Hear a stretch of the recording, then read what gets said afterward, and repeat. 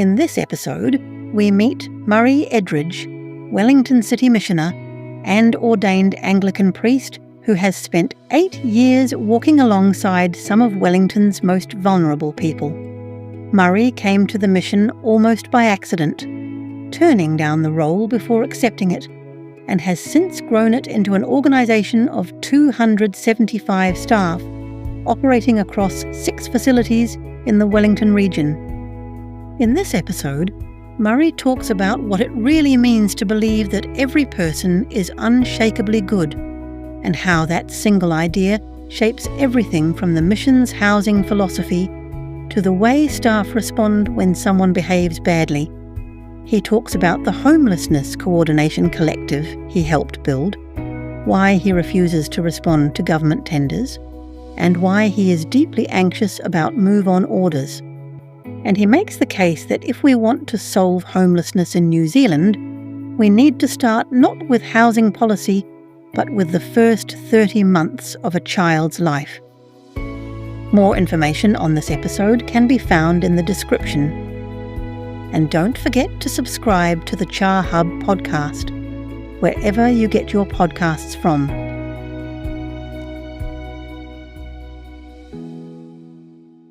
Well, Murray, first of all, thank you so much for taking the time to come and talk with us today. Really appreciate it. It's good to be here, Paul. Murray, you are the Wellington City Missioner. Could you tell us, please, a little bit about how you came to be in that role and what the core sort of purpose of the mission is?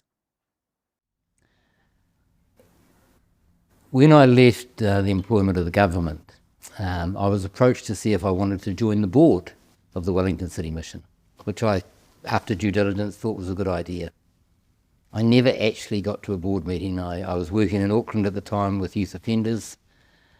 And before I could start my journey as a board member, they had a change of leadership structure, and they had, for the previous 20 years, now this is 8 years ago now, they had had a city missioner and they'd had a chief executive, and they decided to go back to the traditional model, which was a single leader, a Wellington City Missioner, who was responsible for everything. So I was asked, was I interested in applying for that job? My immediate response was no. That didn't sound anything like what I would want to do. The job didn't sound like me. But we're a faith organisation, and you commit to these processes in faith, and God had other ideas. So I ended up appointed as the Wellington City Missioner. The privilege was I took on an organisation that now is 122 years old, started in 1904, out of St. Peter's Anglican Church here in Wellington. I was the first non-ordained city missioner, and at the time I wasn't Anglican. I'm now, I don't know what I am now, but I am an ordained Anglican priest. I'm a Baptist by whakapapa, I'm an Anglican by ordination, and I'm probably reasonably denominationally agnostic. But I believe in doing the best we can for those in our community. And that's the underpinning philosophy that drives the Wellington City Mission. And we have a staff of 275 people. We operate out of 6 different facilities here in the Wellington region, extending out to Porirua. And we do it because of faith. But we do it in a way that deeply values each individual. So our philosophy as an organisation is that every person, without exception, is unshakably good. Now, people don't always behave as if they're unshakably good. But when you have that belief structure, you can separate the behaviour from the individual. So if someone behaves badly, that has to be managed, that has to be responded to. At times, people have to step out of the environment because of their behaviour. But they're not behaving badly because they're bad. They're behaving badly because of trauma, abuse, unwellness, some of it dating back to childhood. And so when we can respond to the behaviour, we say that behaviour's not okay, but you are, and you're welcome back. We just need you to behave differently than you did previously. So our whole philosophy, whether it's our community services that operates public cafe and social supermarket and a whole lot of public facilities in Whakamaru in Wellington, or whether it's residential services, being transitional housing, specialist services or rest home and hospital, each person is valued for who they are. And we endeavour to provide the best possible facilities we can for people, because people deserve the best we can give them. So our housing generally is a really, really high standard. The reciprocity associated with that is that people treat it better because it's beautiful. So we get very little damage in our facilities. But the philosophy of the organisation is that every person deserves the right to live peacefully and to live well, to be safe and to be well supported. And one of the things that's become very obvious to me over the most recent years as our housing capability and activities have increased is that housing in itself is not an ambition we aspire to.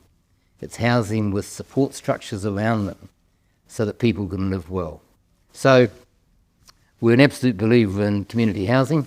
We're not a community housing provider, and we've made a conscious decision as an organisation not to be that. Murray, you're talking about community housing provider with a capital CHP as in regulated Yes, I am. and registered, but in essence you are at the very heart of providing community housing. But Look, absolutely we are, but we made a very conscious strategic decision that we didn't want to be a landlord per se. We wanted people to live well, irrespective of the housing they live in. So we see ourselves as a support service. We see ourselves working to ensure that everybody, regardless of where they live, lives well. And because our experience is showing, particularly in our transitional housing services, that we've got a big bunch of people who, on the face of it, are unlikely to ever transition because the support they need is wraparound support. And there is no facility in the community to offer that. So, we're trialling different things, we're pushing government agencies to think about housing in its widest sense, that it's not okay just to give everybody a beautiful house, because that won't get us there.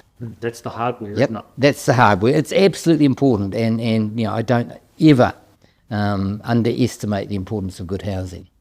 But it has to be good housing plus for some of the people in our community. Can you give me some examples of some highlights of the services that you provide as the Wellington City Mission and where great outcomes have been achieved, and a little bit also about what you're seeing on the ground right now? The highlights are numerous, and they tend to be about people's lives that have changed, that we've walked with people often for a very long time. And at times that's a frustrating and difficult journey where people get disillusioned that nothing much is changing, and then it does. Because often people take a while to trust you and to fully engage in what you have to offer.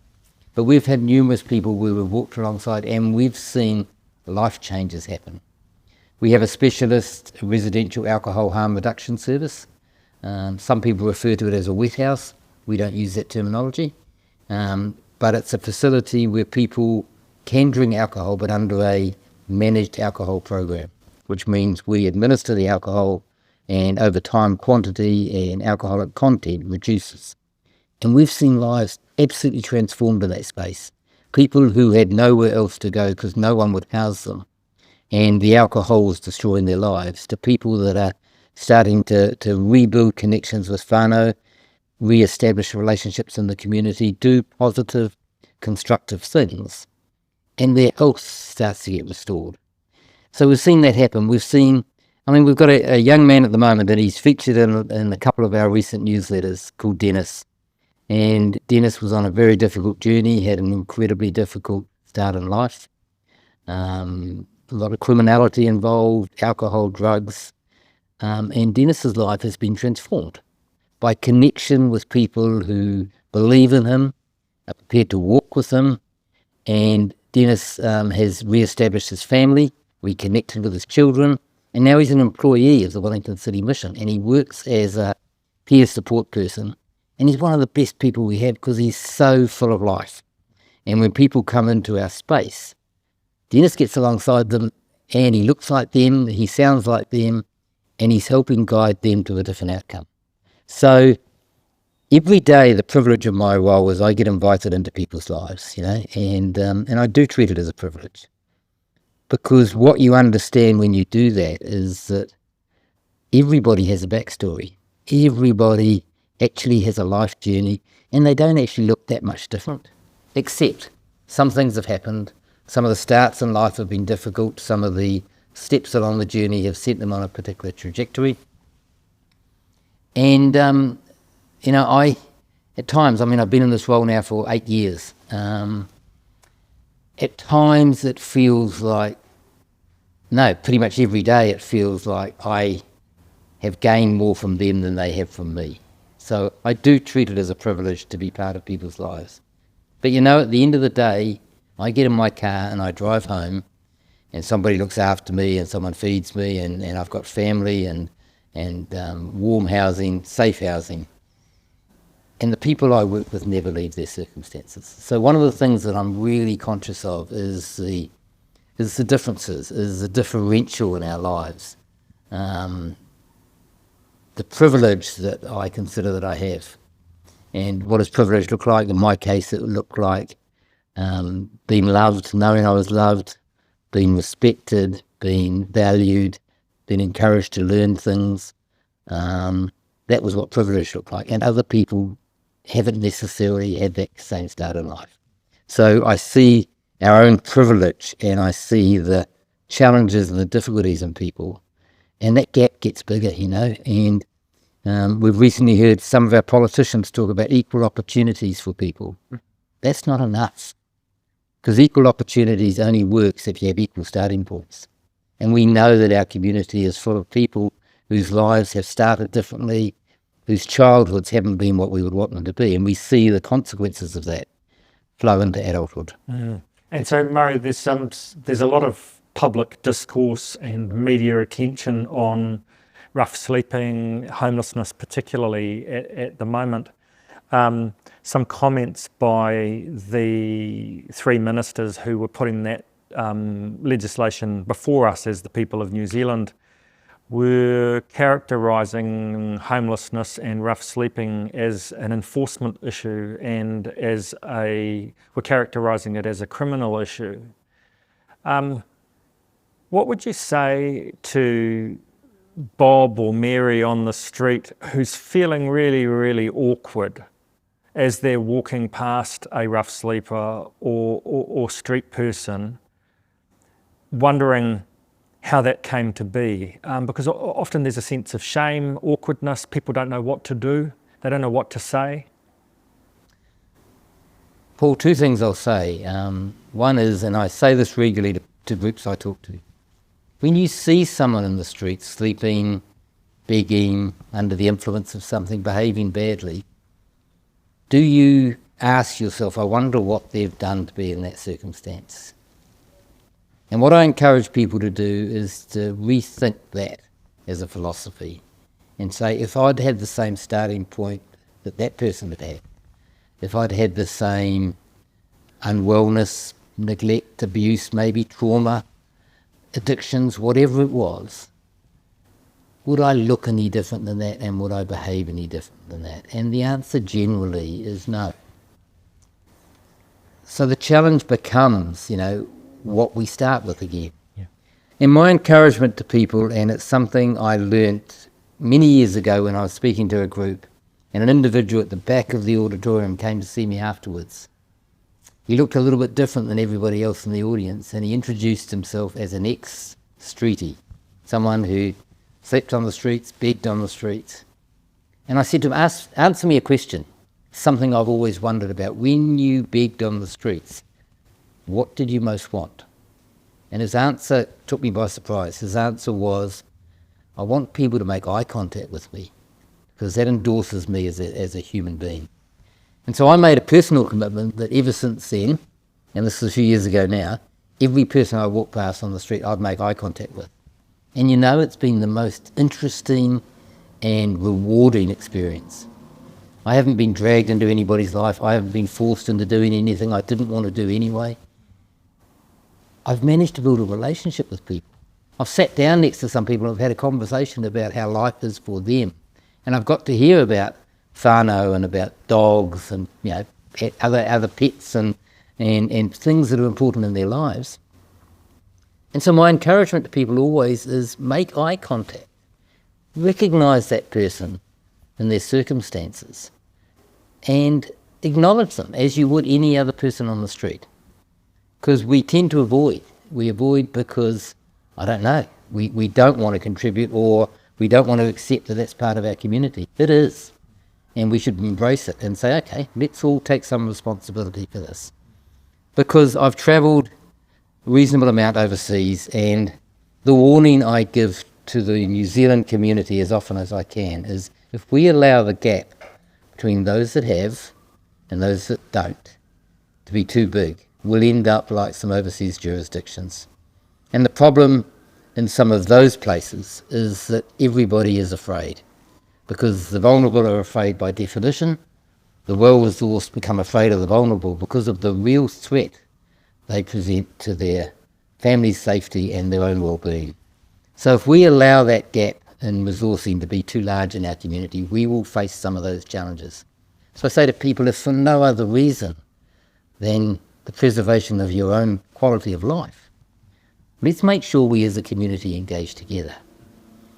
The latest big development done by the Wellington City Mission, the building of whakamaru 15 months ago, was premised on the idea of how do we teach the community to care for itself. Because as I look down into the future to look at the pipeline of social need, we're not going to be able to respond to that as an organisation. It's too much demand. It seems to me the only way we can respond effectively is if we recruit the community as a whole to engage with the people who are particularly struggling. And we invite the public into our cafe. We have lots of volunteers who come in, and what we find is people build relationships and connections. And at the end of the day, the people then who are rough sleeping or begging or whatever they happen to be doing aren't these strange, potentially dangerous, difficult people at all. They're just Joe or Bob. And actually I know something about this person because we've sat and had a coffee together and we've chatted. And we can talk about music, or we can talk about sport, and we build community differently. And for me, that's what we need to be doing. And our housing efforts, our community efforts need to be focused around how do we bring people together in a way that makes sense. We've had experience as an organisation of placing people into housing that is disconnected from their community, and what we know is it doesn't work. So housing's really important, but it has to be based on connectivity and relationship with other people. Interesting. I'm going to ask you to reflect, and you've had a broad and varied career, and much of it has been here in Aotearoa, New Zealand, on how we got here. I think why I'd like to talk about that for a little while is so that perhaps we can take some seeds and some ideas out of that in terms of how we build our way out. But I'm just interested in reflections of what's going on. It seems to me that there is a higher level of stress. Some of that's visible, rough sleeping and homelessness. A lot of it's invisible, but we're aware of it in our communities. Where do you see the root causes at a system level of what we're seeing? And then we'll get to how we can work together as a community to build our way out of it. I mean, the view I have is that life at the moment is tougher for people than probably it's ever been. And I look back on 120 years of history of the Wellington City Mission, and I doubt there's more than a handful of times in that history when life was tougher than it is for people now. And those occasions would have been, consequences of world wars and Great Depressions and all these other things. Significant moments in our history. But actually, when you look at now, and you look at the need now, you say just, the demand is huge. I mean, as I said to you, we opened whakamaru 15 months ago. We've had 82,000 people as of today through the front door. And it's like that's bittersweet. Wonderful that they can come to a place of no judgment and a place of welcome and community. Sad that so many people feel the need to come. And every day I see people that I've never seen before, so we've got new people coming. What occasions that? If I think back, I was the chief executive of a national child and family organisation throughout the 2000s. I can't remember during that time, and I was in that organisation for 10 years, of thinking too much about housing. Housing didn't seem to be an issue. I suspect it was, but perhaps I wasn't paying attention, I don't know. But we looked at parenting, and we were looking at welfare for children. And yet there's some fundamental issues that actually, until we get those right, everything else feels like it's a bit futile. In New Zealand, we have unprecedented levels of family violence, intergenerational abuse and neglect, and this is about family patterns repeating again and again and again. I had the privilege of running Child, Youth and Family for 9 months before it became Oranga Tamariki. Huge privilege, but hard. Hard because you saw the way that people treated their children. And it's interesting because the more I've reflected on that and why do people behave in the way they do, I am convinced, based on my belief in unshakable goodness, that it's a reflection of circumstance. It's a reflection of what they know, what they've been taught, what's been demonstrated to them in their context. And so we repeat the behaviours. So we need to start modelling a different way of being. And part of that is individuals standing up and saying, I'm going to be different this time around than my parents were.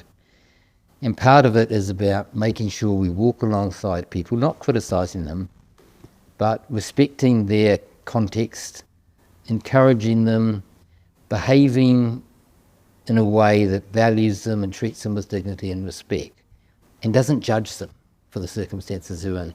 And that's the underpinning principle that sits through all of my organisation's services, that there's no judgment in it.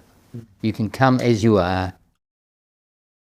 How important in delivering effective outcomes do you see is collaboration? And I mean, I'm kind of trying to drill down into roles and responsibilities, and I agree with you, we all have a role in civil society. And we also need to understand the role of central government, the role of local government, the role of community providers, and even in a context like here we are in Wellington, there are a number of you doing outreach and doing the good work that you do. How does that look from your perspective?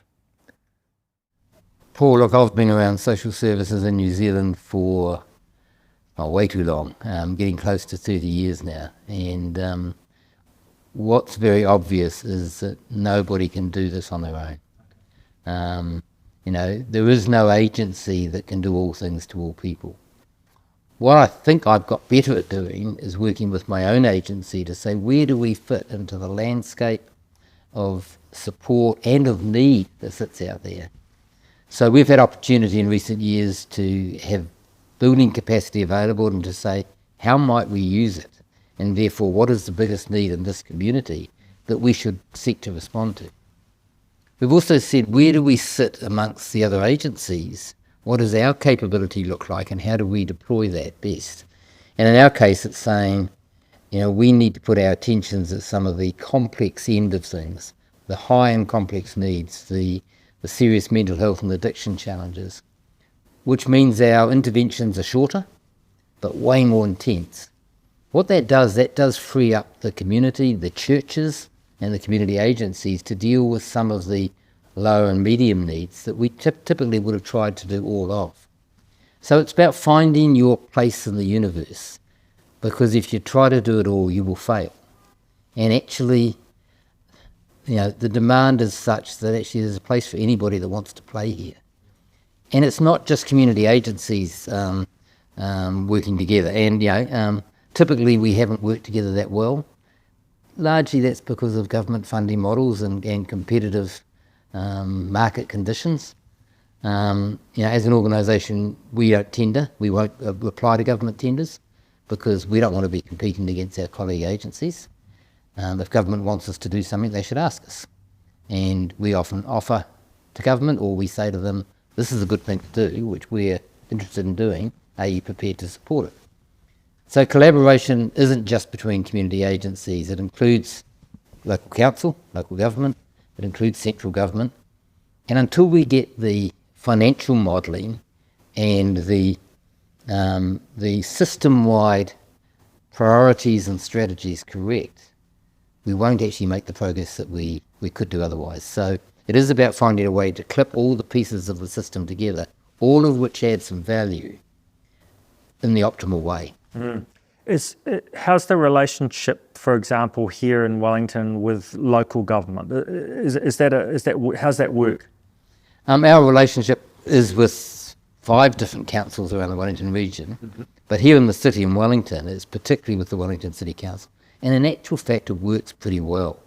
We're part of a lot of their strategic initiatives around city safety and wellbeing. It's a mutually beneficial, partnership and relationship. We work with council very closely. A good example is we've recently started a homelessness coordination service. Now, what that is, it's funded by council, and it's saying we've got good community agencies doing good things, but people are still falling through the gaps. So how do we prevent that?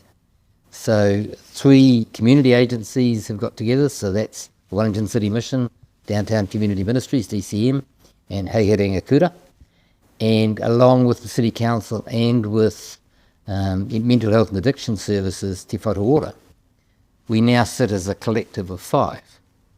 And we're focused on the 30 most high-need individuals in the Wellington City area. And these are people who have been in the system, as it were, for years, maybe decades even. Yep.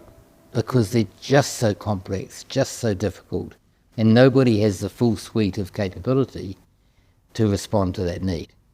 But by doing a collective effort and by focusing strategically on what each agency can contribute and clipping it together in a different way, we're seeing remarkable success with the early stages of, but the first ones on the list are ticked off, not as in finished and done, because that never will be the case, but we've got incredible progress with some people for whom progress has been elusive for a very long time. And it's just a way to demonstrate that actually if we think about what we do more effectively and we stick it in together in a way that's innovative and new, we can achieve some things we've never done before. It's interesting because it's not necessarily a lack of resource, it's more coordination of the deployment of the resource that you've got. Absolutely, yeah. Right. Yeah. Okay. Because the capability in the agencies exists now. Yeah. It's just that despite everybody's best efforts, and I'm suggesting that everybody is doing the best they can, if you work in silos in your own agency space and don't have that integrated well enough to what others are doing, we will all, by definition, create gaps in the system. Yeah. Working in the community as you do with other providers, with agencies of the state, with faith organisations, do you believe we can address persistent unmet housing need in this region? Is that a possibility? Is it, I'm sorry to simplify, but can we fix this? Of course we can. Yeah. Right. Yeah. The answer to that question is absolutely we can. Right. Bill English some years ago, and I did quite a lot of work with Bill English, talked about prison populations and said we know their names, and it's literally like that in our housing space. We're not a huge country. We have a number of people in serious states of difficulty, but we know who they are. And if we were to apply ourselves in the correct way, get the appropriate prioritisation of funders, of government, of both central and local, absolutely it's fixable. Okay, great. There is no question about that. So then I'm going to move to policy, and I'm going to give you a magic policy wand. We're in the midst of a year within which we'll decide on the next government of New Zealand. If you had the ability to make some significant policy changes or interventions, or even bring back some old policy if you thought it worked really well, what are the big levers that you would pull within the system, Murray? What would you be focusing on? I think in terms of macro positions within policy, yep, the starting point has to be that every individual is different. And that's really hard from a central government, from a macro point of view. But if we presume people all start from the same place, we will fail them, because that's not their reality. So finding a way to do that, which means for government agencies in particular, having the discretion within whatever the appropriate parameters are to meet the needs of people as they present themselves. So often we see standardised, deemed fit-for-purpose initiatives that actually don't work, because they don't take into account the circumstances that the individual sits within. So customisation sounds really hard, but actually, again, we're not talking about lots and lots of people. So starting from this place that there are, and it's one of the things I used to do in government. When I worked in government, one of my great delights was to take policy people out to visit NGOs. And there was always this kind of realisation point where they said, oh, there's some real people here. And it's like, yep, absolutely. And the message always was, don't forget, at the end of this very clever, very wise and significant policy position is a real person and a real family and real issues. And the decisions you make in a policy context will impact someone's lives. So think about that, and think about the implications you have on individuals before you make policy, before you get policy approved. Let's be really clear about the life cycle here, you know? And that sounds very generic and you know, like kind of woolly, but unless we have those underpinning things. And again, if I was bold enough, I'd be saying unshakable goodness is a policy government should adopt as well. And again, I can imagine the conversations, and yet I sit every week with police officers in the city, and as the police chaplain, and I talk about unshakable goodness. And remember, police see people at their very worst pretty much every day. And yet police get it. Police actually seem to get this idea of unshakable goodness, and therefore we can separate out the behaviour from the individual. And if a policy position could say, let's believe that everybody's good, and then let's think about how do we respond to the things we need to, because occasionally life doesn't go as one would have intended. Yep, perfect. I'm interested to talk a little bit about the question of sovereignty within the community sector, and there are examples of that. It can be expressed through, for example, the Wellington City Mission owning the land and buildings within which it operates, so it has some control and sovereignty over its destiny, expressed in that form. But I'm also interested in sovereignty expressed through data. And the reason I'm asking this question is because it's become apparent that when we're seeing data reflected back to us, for example, on dashboards and in various expressions, including the social housing register, we're not always seeing, and in terms of statistics on homelessness and rough sleeping, for example, the data that seems to be coming back does not always reflect accurately what we're seeing and hearing in terms of persistent unmet need, for example. Have you got any thoughts on the role of data and how that can inform both better policy and practices, but also just better decision making at an organisational level? I mean, data is data, you know? It's either true or it's not. And the only sovereignty that matters in data is it belongs to the individual to whom it relates. Why do we get data sets that look different? I don't really understand it. Well, I do. I mean, it's people with a perspective or a lens over that data that has a particular agenda they want to pursue. It's really important that we preserve the sovereignty of individuals' personal circumstances, but that is reported accurately and well and accumulated in the right way, which means, it sounds easy when you say it like that. It's not, because it's about asking the right questions, framing the right outcomes and enabling people to speak into that. But if we don't honour people's life stories and honour their circumstances well enough, we do them a major disservice. Sovereignty is something I've agonised about for a long, long time, because organisational sovereignty, in the sense of community agencies and central and local government, is an absolute roadblock, in my view, to good outcomes often, because we get so caught up on who does what and whose name goes on it and who owns which piece of the outcomes. I don't think any of that matters. Yeah, I run a reasonably large organisation in the context of the community sector, a tiny organisation if you put it into commercial terms. And I think it's a useful vehicle. If I ever become unconvinced of that, we should close it out or give it away. We built this $50 million building in the middle of Wellington.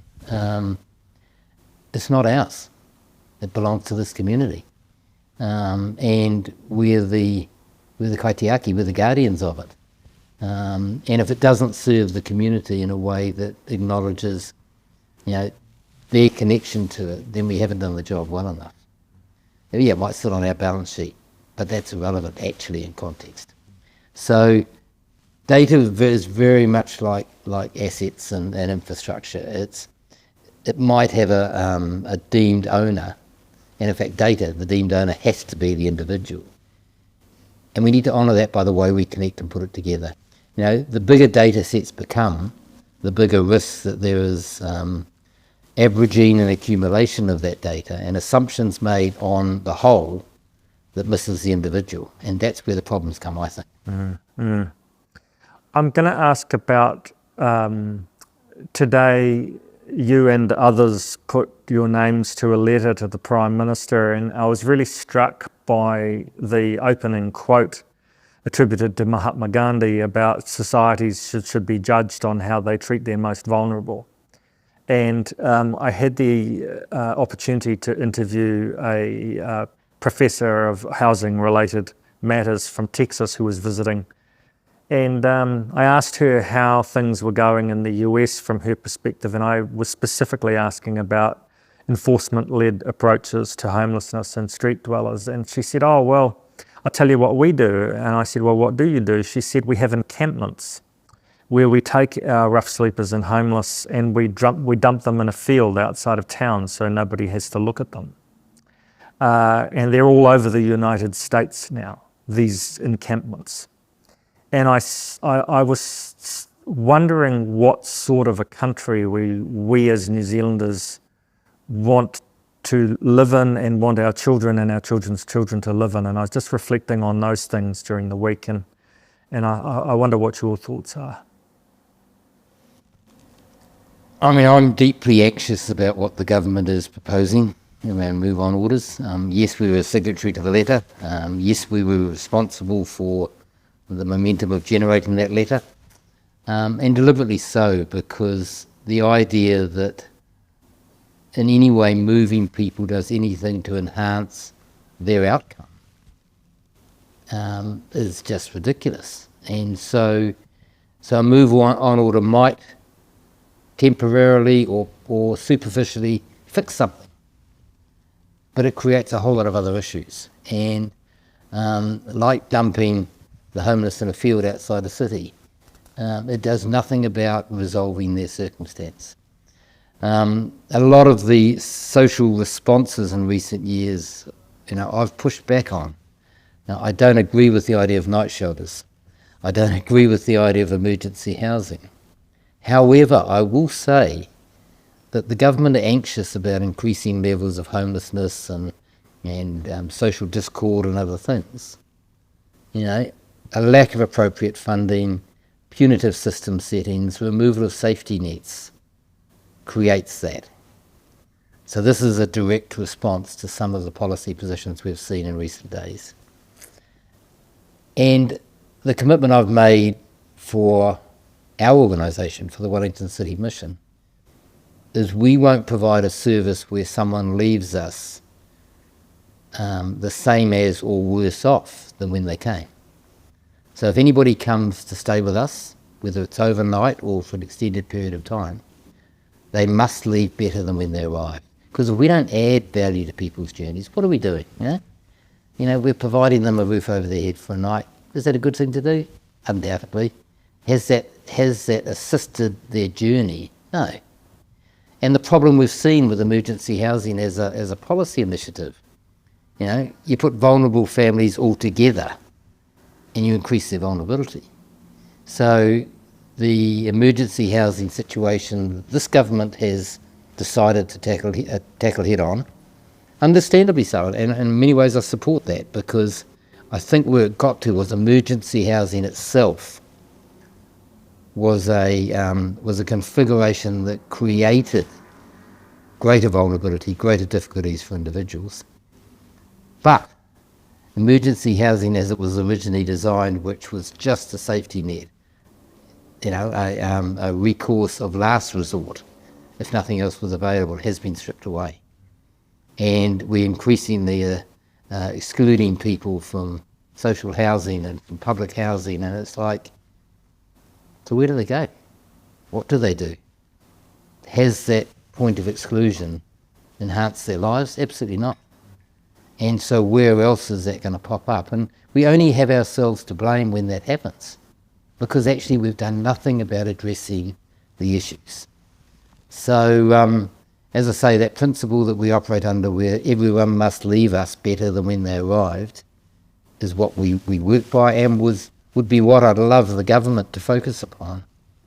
And a move-on order, in whatever form it comes, doesn't enhance anybody's experience. What's the alternative? What can we do as a society, should we choose to address the root causes rather than the symptoms? Because it seems we're focusing a lot on symptoms here, with the likes of the visible form, the visible expression of homelessness being street dwellers and rough sleepers. I think this is a question we need to ask ourselves as a nation, as civil society, in town halls, in marae, in faith organisations. What can we do to address the root causes of this housing complexity that we're seeing in our communities across the country? Paul, one of the things I sit with every day is that the work I and my team at the Wellington City Mission do in the community, no matter how well we might design it, how beneficial it is, we are picking up the pieces.